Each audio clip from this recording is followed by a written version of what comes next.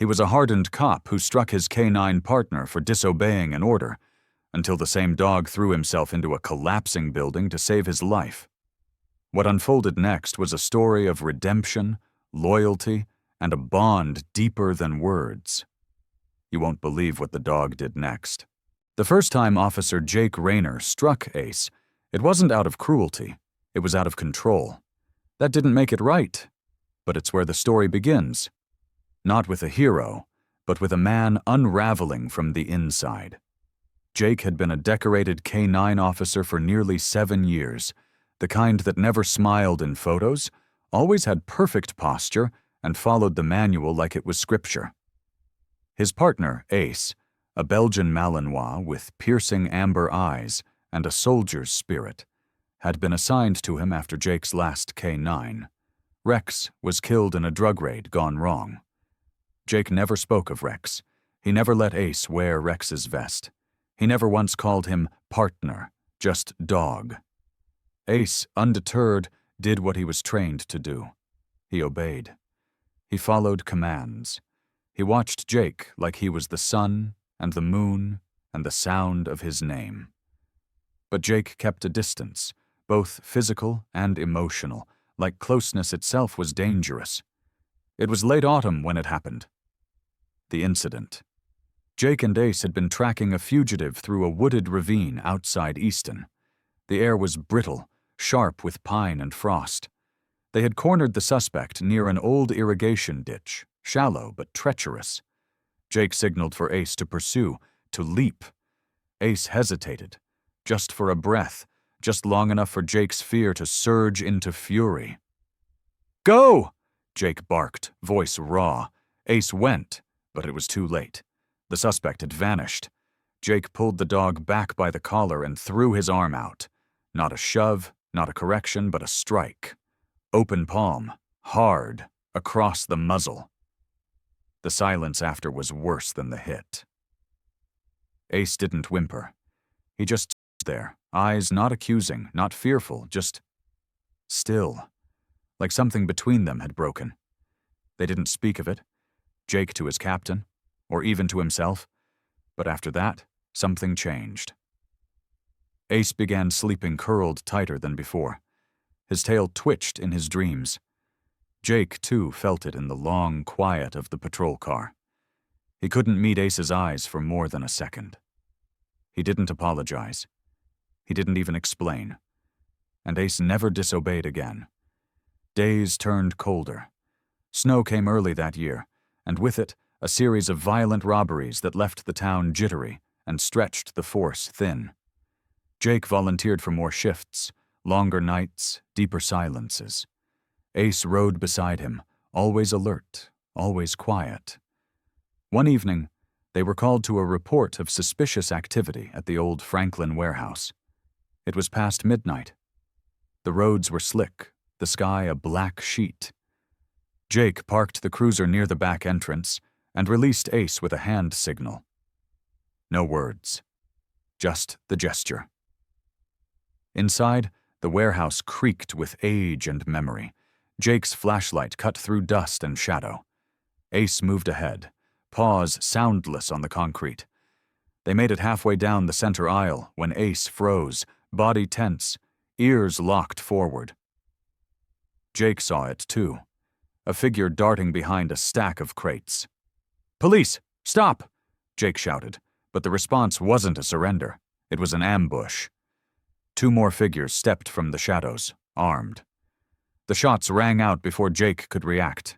He dropped behind cover, gun drawn. Ace lunged, not at the nearest man, but toward Jake.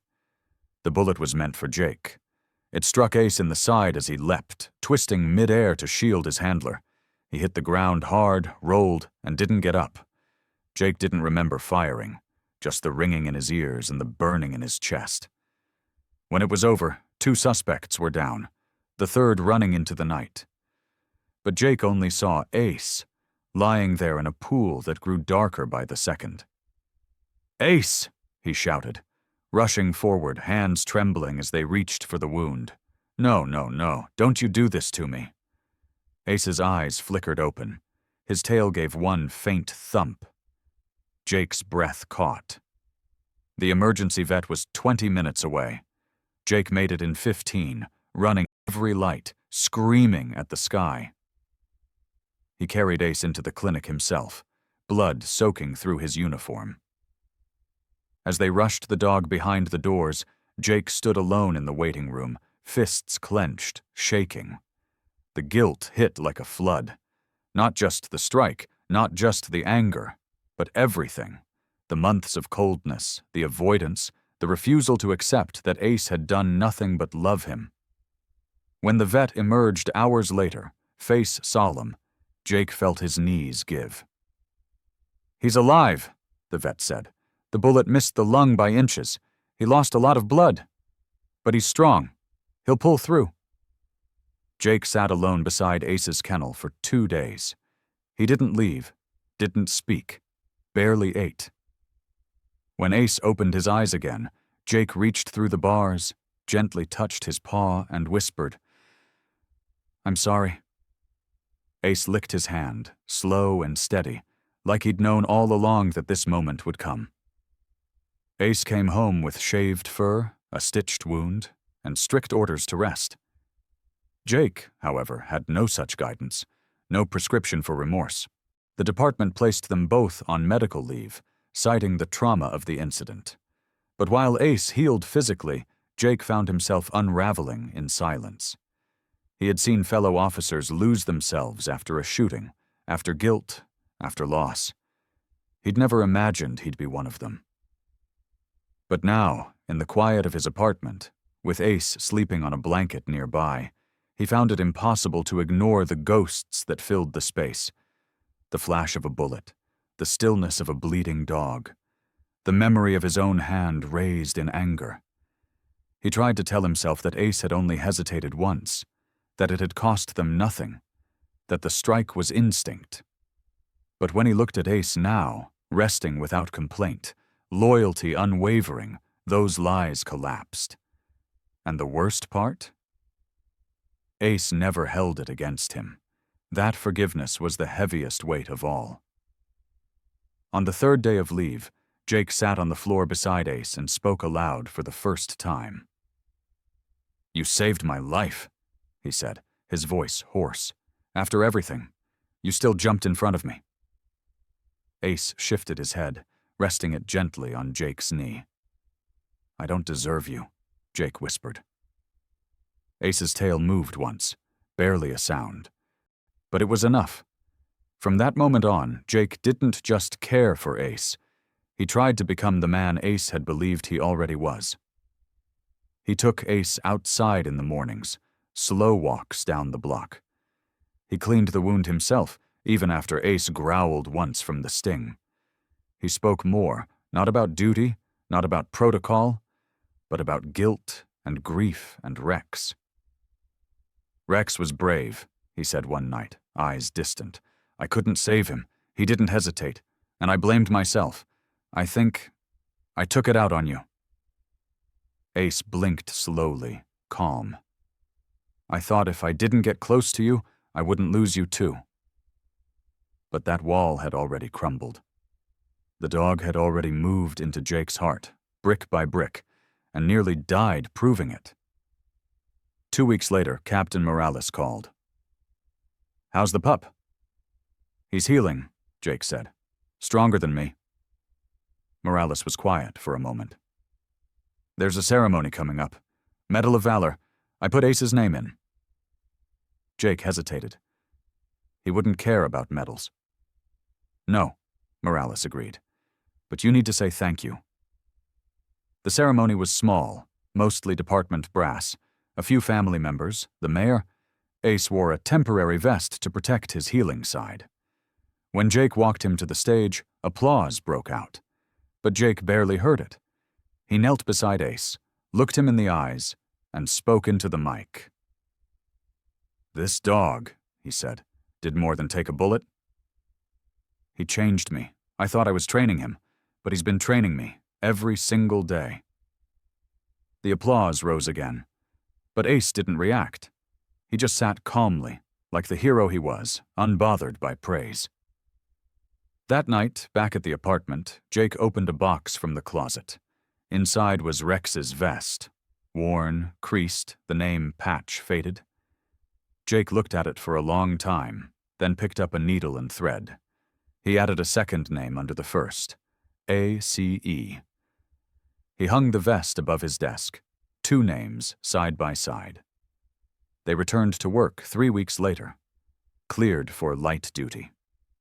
Jake still checked Ace's side daily, even when the wound had long closed. He trained with him more. Softer commands, more praise. The other officers noticed. "Never thought I'd see Raynor talk to his dog like a best friend," one rookie joked. "Because he is," Jake said simply. The bond between them deepened with time. Ace began responding not just to signals, but to Jake's moods. If Jake grew tense, Ace would nudge him. If Jake smiled, Ace's tail thumped. They were finally in sync, partners truly, but the world doesn't stay quiet for long. One morning, just as the city thawed into spring, dispatch reported an explosion at a chemical plant near the riverfront. Multiple injuries, possible sabotage. Officers were requested for search and rescue. Jake didn't hesitate. They arrived to chaos. Black smoke rising, alarms blaring, injured workers lying on the asphalt. The fire crews had contained most of the blaze, but there were still people unaccounted for inside. "I want to help with search," Jake told the chief on site. "You sure?" the man asked, eyeing Ace. "He's just coming back from injury." "He'll tell me if he can't do it," Jake replied. And Ace, standing tall beside him, was ready. The building groaned with heat and pressure. Inside it was a maze of melted steel and shifting shadows. Jake moved carefully, Ace leading. They passed a collapsed corridor, the ceiling scorched and half fallen. Then Ace stopped. He sniffed, ears raised. A low bark. "Got something?" Jake said, alert. Ace turned sharply, nosing a twisted door half shut by debris. Jake pried it open and found a man trapped under a fallen beam, his leg pinned. He was conscious, coughing. "I've got you," Jake said, radioing for support. Ace stood at the man's side, tail wagging slow and steady, as if reassuring him. Minutes later, they pulled the man out. A paramedic took one look and said, 10 more minutes in there and he wouldn't have made it." Jake looked at Ace, who was panting but steady. "You're a miracle," he said softly. They went back in for one last sweep. As they turned a corridor, Jake heard it. A creak above. He looked up. A beam, blackened and massive, beginning to give. Jake lunged backward, but he wasn't fast enough. And once again, it was Ace who moved first. Time slowed. The sound of metal giving way echoed like thunder in the narrow corridor. Jake barely had time to shout before the beam above came crashing down, but Ace was already in motion. The dog's body slammed into Jake's chest, knocking him back with surprising force. The beam struck the floor inches from where Jake's head had just been. Dust and smoke billowed out in a choking cloud. Jake hit the ground hard, dazed, ears ringing. "Ace!" he shouted, scrambling up. He couldn't see. He waved the smoke aside, coughing, calling again. "Ace!" Then he saw movement. Ace lay a few feet away, body twisted unnaturally. His back leg was pinned under part of the debris. He was conscious, eyes wide with pain but locked on Jake. Jake dropped beside him, hands trembling. "Number no, no, no!" The dog whined softly, trying to crawl forward. Blood stained the floor beneath him. Jake keyed his radio. "Officer down, K9 down. I need medevac at the southeast corridor now." The seconds crawled like hours. Jake knelt by Ace, speaking low and fast. "You did it again. Why? Why do you keep saving me?" Ace only blinked slowly, breath shallow. Jake tore at the debris pinning his leg, ignoring the burn in his arms. "Come on, stay with me. You're not leaving me like this, you hear?" Finally, help arrived. Firefighters lifted the beam carefully, and Jake slid Ace free. A paramedic rushed over with a stretcher. "He's in shock," the medic said. "Possible fractures, internal bleeding." Jake rode in the ambulance, hand never leaving Ace's head. He didn't speak. He didn't cry.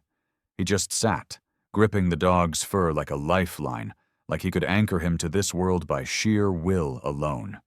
The vet team worked for hours. Jake waited in the cold, fluorescent hallway, pacing, heart pounding. The minutes blurred.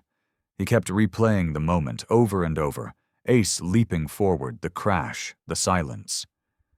Finally, a young vet stepped out. "He's stable," she said. "The leg is fractured, but we were able to stop the bleeding. He'll need rest, maybe surgery, but he's a fighter." Jake nearly collapsed with relief. "Can I see him?" She nodded.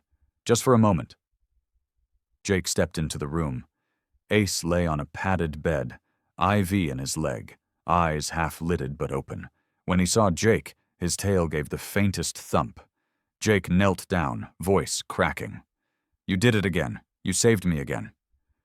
Ace gave a soft whine, leaning his head into Jake's palm. "I'm done failing you," Jake whispered. "You hear me? Done. No more second chances. I'm going to be the man you already think I am." For the next few weeks, Jake visited every day. He brought Ace his favorite treats, read case files aloud just so his voice would be familiar. He even bought a small rubber duck, the same kind Ace liked to chew when nervous. And Ace? He healed. Slowly, but with the quiet resilience that had always defined him. Back at the precinct, Jake had changed too. He spoke with other K-9 officers, encouraged softer training methods, shared stories of Ace and Rex. He even sat down with the department therapist, a step he'd resisted for years. "He's not just a dog," he told her. "He's my mirror. And I didn't like what I saw in that reflection. Not at first." The department noticed. Morale in the K-9 unit rose. Officers began to take their dogs home more, spend time bonding. Jake led workshops on trust-based training, emphasizing emotional connection over dominance.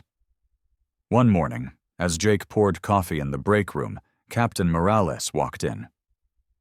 "You've changed," she said, eyeing him. Jake shrugged. "Maybe I finally started listening." "To Ace?" "To everyone," Jake said. Then he smiled. "But mostly to Ace." 3 months later, the chief made it official. Ace was cleared for light duty. Jake was back on full-time patrol. But this time, everything felt different. They were dispatched to a school lockdown.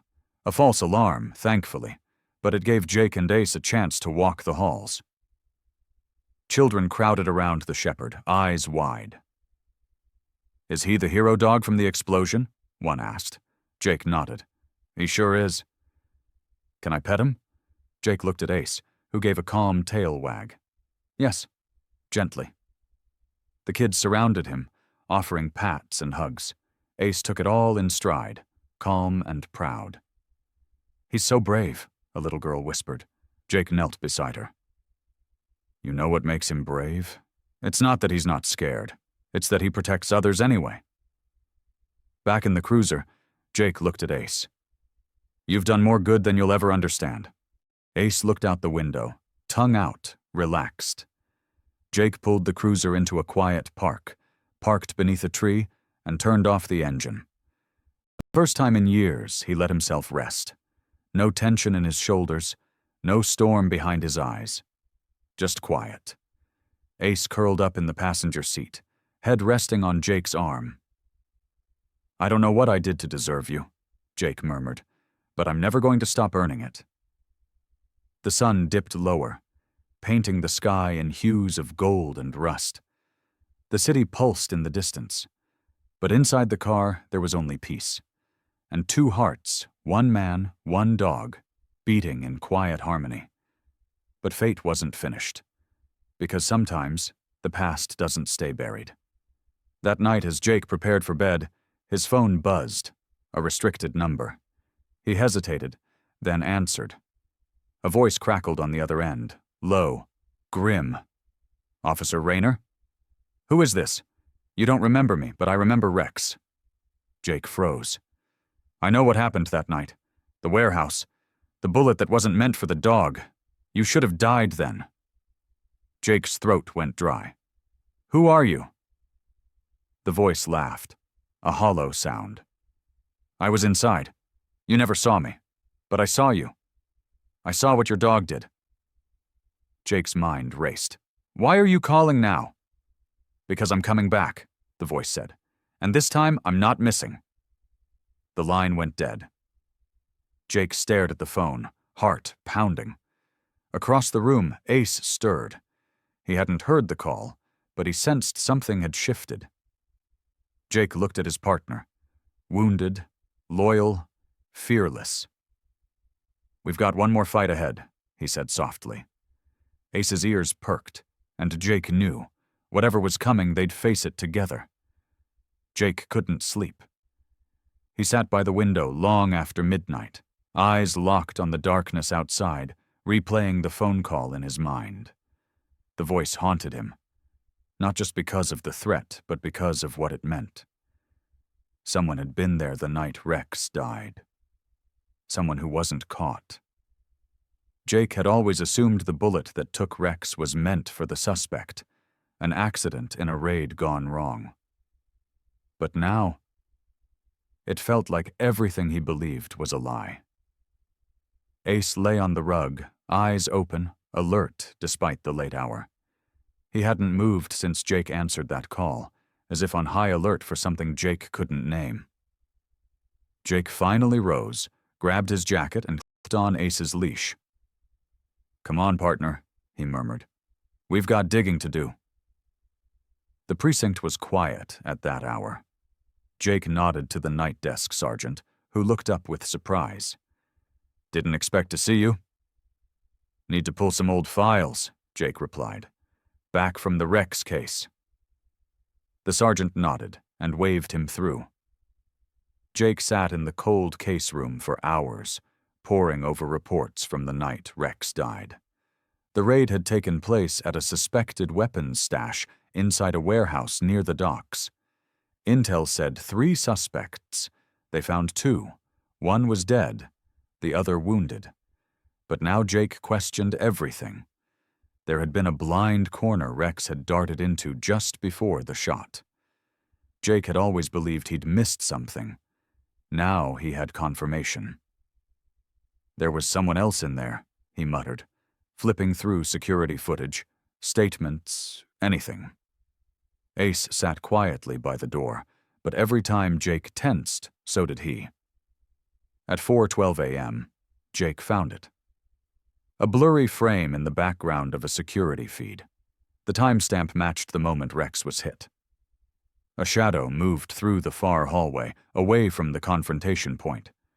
Not a suspect, not a cop, someone else. Jake zoomed in. The image was grainy, but he saw enough to send a chill down his spine. The man wasn't running.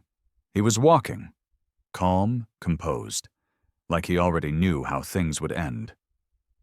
Jake downloaded the footage and filed a report to internal, but he wasn't waiting for red tape to clear. He had a name to find. And Ace would be at his side for every step.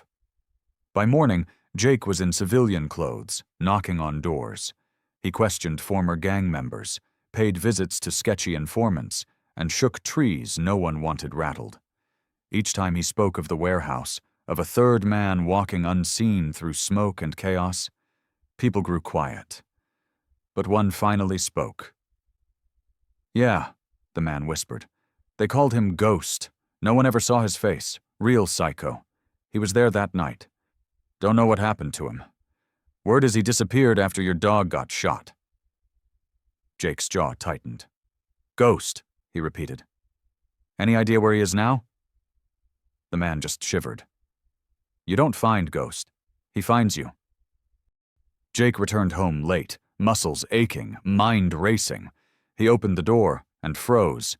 A package sat on the floor. No return address, just his name, printed letters. Ace growled, low and steady. Jake picked it up, carefully opened it, and nearly dropped the contents. Inside was a photo, a Polaroid, of Rex, alive, standing tall, taken seconds before the raid, written on the back in red ink, "You left him behind." Jake stared at it, heart hammering. The guilt he'd buried roared to the surface. "No," he whispered. "No, I didn't. I ran back. I tried to get him out. He was already—" But doubt gnawed at him now. What if Ghost had manipulated everything? What if Jake was never supposed to leave that warehouse alive? He clenched the photo and turned to Ace. "We need backup." Jake met with Captain Morales the next day. She listened silently as he laid out everything. The call, the footage, the photo, the ghost rumor. "I believe you," she said finally. "And I'll open a shadow inquiry, but officially there's nothing we can act on yet." Jake didn't wait for official. He started rewalking the docks alone, revisiting the warehouse, studying angles. Ace followed him without question, his injured leg healing well but still bandaged. Then, one night, the trap sprung. Jake was inside the abandoned warehouse, flashlight cutting across broken beams, when Ace suddenly stopped. Ears up, tail stiff. "Someone's here," Jake muttered. A voice echoed from the shadows. "Nice to see you again, Officer Rayner." Jake turned, gun drawn. "Show yourself." Ghost stepped into the beam of light. He wore black, face masked, calm, cold eyes. "You've been busy," Ghost said. "Digging up graves." Jake didn't lower his weapon. "Why did you call me? What do you want?" Ghost laughed. "I wanted to see if you'd come alone, if you'd changed." "I'm not the man I was." "No," Ghost said. "You're softer, slower. And your new mutt? He's no Rex." Jake's finger twitched. "You don't get to say his name." Ghost stepped closer. "Then make me stop." Suddenly, Ace launched. Jake hadn't said a word. No command, no order, but Ace knew. The Shepherd tore through the distance, crashing into Ghost like a missile. They hit the ground hard. Jake sprinted forward, but Ghost recovered quickly, knife flashing in the dark. Ace yelped, cut across the side. Jake fired. The bullet grazed Ghost's arm. He rolled, sprinted into the shadows. "Ace!" Jake dropped beside him. The cut was shallow but bleeding. Ace whimpered but stood, ready to chase. Jake hesitated, then nodded. "Let's finish this." They followed blood droplets through the back exit, down into the alley. But Ghost was gone. Only a single note remained, taped to the wall. "Round one," Jake cursed, hands shaking. He looked at Ace. Bloodied, panting, eyes fierce. "You saved me again," Jake whispered. "You always do." Ace licked his hand. Jake knew now. This wasn't over. Not even close.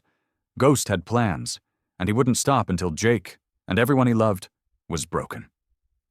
But what Ghost didn't understand was loyalty. And this time Jake wasn't alone.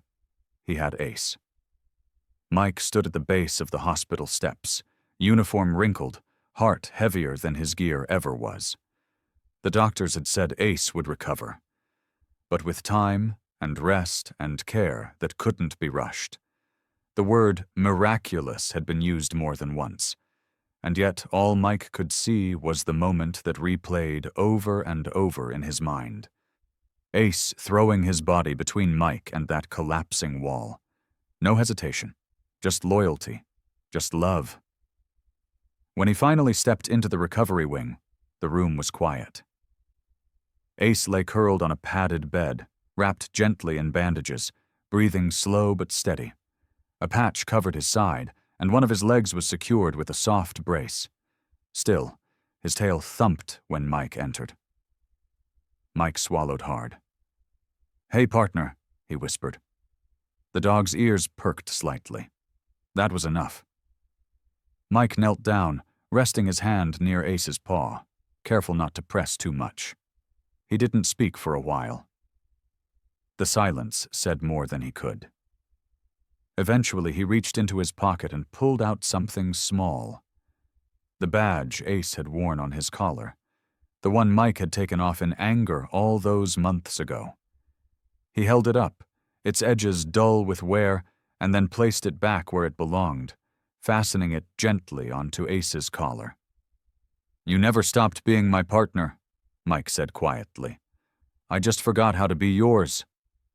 The days that followed weren't easy. Recovery came slow, but Ace improved. First walking on 3 legs, then 4, then even chasing a tennis ball in awkward little circles that made everyone laugh. Mike was there every day. No longer just a handler, a friend, a man learning to say sorry without words. He took a leave from the department. The force offered him a new K-9 recruit, but he declined. "I already have the best," he said simply. Weeks turned into months. Spring warmed into summer. The two were seen often, walking through town, stopping by the park, even visiting the local school where Ace, now famous, had become something of a hero to the kids. They asked questions. Mike answered honestly. "He saved my life," he told them once. "But not just during the rescue. He saved the part of me I'd forgotten was there." One evening, as the sun dipped behind the hills, Mike and Ace sat by the lake near their home. The breeze was soft. Ace rested his head on Mike's boot, eyes half closed. Mike took a deep breath, the kind that fills more than lungs. It filled his chest, his thoughts, his very being. "I didn't deserve you," he said into the wind. Ace lifted his head slightly and nudged Mike's hand with his nose. "But I'm going to spend the rest of my life trying to be the man you already think I am." And under the fading light, with water rippling in soft golden waves, man and dog sat together. No orders, no commands, just 2 souls, scarred and healing, quietly promising never to forget what loyalty really means.